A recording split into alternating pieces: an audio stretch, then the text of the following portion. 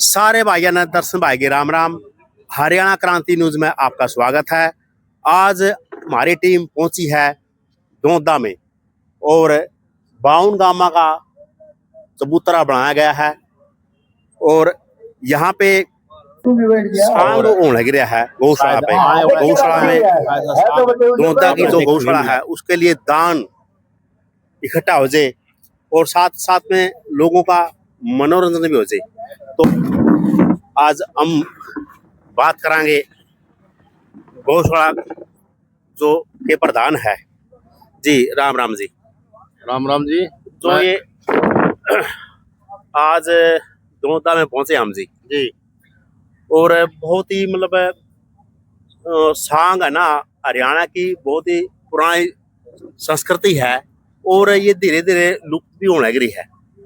जो पुराने मास्टर थे कलाकार आने वाला टाइम में नजर नहीं आवेंगे और जो ये मतलब दोदा में सांग रख रखा है मतलब किस उद्देश्य में रख रखा है। ये वैसे तो हरियाणा सरकार ने ये परंपरा चलाई हुई है जी। हर साल गांव में सांग भी देती सरकार हरियाणा संस्कृति को बचाने के लिए। जी हम गौशाला के लिए हर साल जी लगभग 40 प्रोग्राम करवाते हैं। जी। एक तो गौशाला का चंदा इकट्ठा हो जाए इसमें से। दूसरी बात है हरियाणा की संस्कृति भी इसके साथ साथ बचेगी। नए जो युवा आगे आने लग रहे हैं उनको भी प्रोत्साहन मिलेगा। एक मतलब गौ माता के लिए दान, ताकि देखो आज कल है ना एक तो गौ माता एक अपने बूढ़े वो बड़े दुखी है और हमें देखने भी लग रहे हैं अपनी आंखों के सामने सब। तो उसके लिए चारा और उनके लालन पालन एक कृष्ण भगवान ने भी गौ माता पाली थी। गौ माता की तो बोलते हैं लेकिन उनकी ना सेवा कोई नहीं करता। हमारी गौशाला में लगभग 4 करोड़ का खर्चा है जी। इसके खर्चे को पूरा करने के लिए चंदा करते हैं ताकि इन गौ माताओं का पेट भर सके। इसीलिए हर साल लगभग 3 करोड़ रुपए गांव और ग्वाड़ इकट्ठा कर भी देते हैं। तो मतलब कहाँ से आवा यहाँ देखने के लिए? ये तो कई गांवों से आते हैं, लगभग 15-20 गांवों से आते सांग देखने के लिए। तो संस्कृति को हरियाणा संस्कृति को देखने के लिए तो सभी गांवों से आते हैं। और हमारे से भी है आपका शुभ नाम जी? मियाँ सिंह।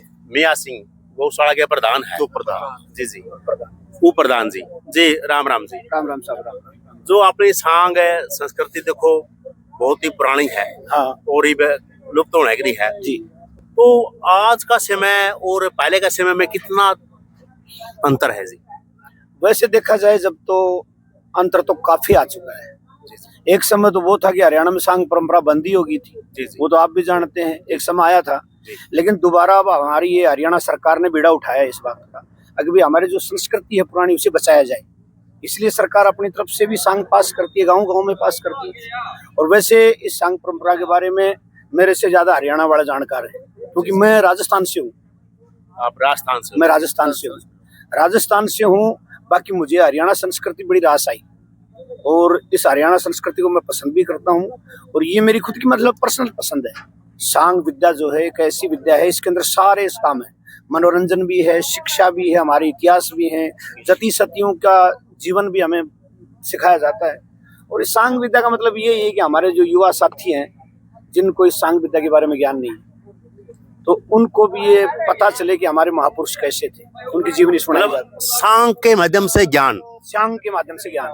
और आजकल जो नौजवान पीढ़ी है जी, नौजवान पीढ़ी जो सॉन्ग चलते हैं उसपे सांग में वो एक थोड़ा उड़ता की ओर जाना गया जी, उसके बारे में क्या कहो जी?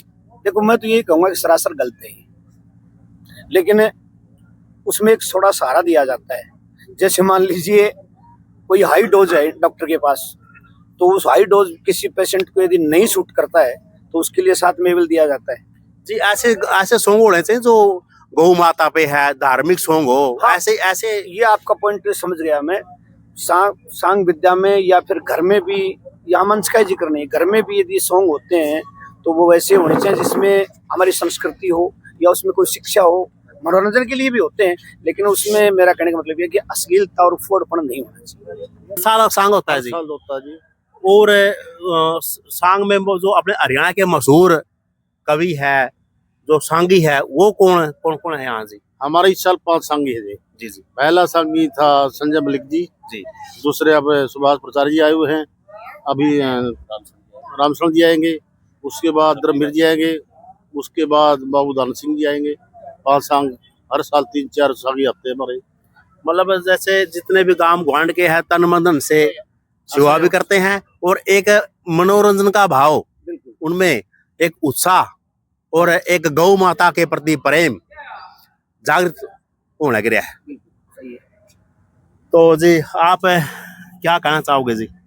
धन्यवाद दर्शन जी और आपके हरियाणा क्रांति चैनल को, जो आप हमारे इस गांव दनौदा में आप पधारे और आपने इस बारे में जानकारी ली और जनता तक आप पहुंचाएंगे, इसके लिए आपको बहुत बहुत धन्यवाद है। सांग विद्या ये बहुत प्राचीन है, इसमें बहुत बड़े बड़े यहाँ सांगी हुए हैं और अभी भी है, और ये सिस्टम चल रहा है। इससे क्या है कि हम घर घर जाकर के चंदा नहीं लाना पड़ता इससे। जी जी इससे सभी लोग यहाँ मौजूद रहते हैं और सबके सामने जब वो चंदा दिया जाता है उनका उत्साहवर्धन भी होता है और साथ साथ संगीत होता है, तो इसमें मनोरंजन भी होता है। मनोरंजन होता है जी। हाँ, तो ये माध्यम है चंदा इकट्ठा करने का और पब्लिक का मनोरंजन करने का। ये समय ऐसा है फसल खड़ी है तो न तो बुआई है न कटाई है, तो लोगों का मनोरंजन भी हो जाता है, चंदा भी इकट्ठा हो जाता है और मतलब सारे काम है, सांगियों का भी काम चल जाता है। जी जी जी।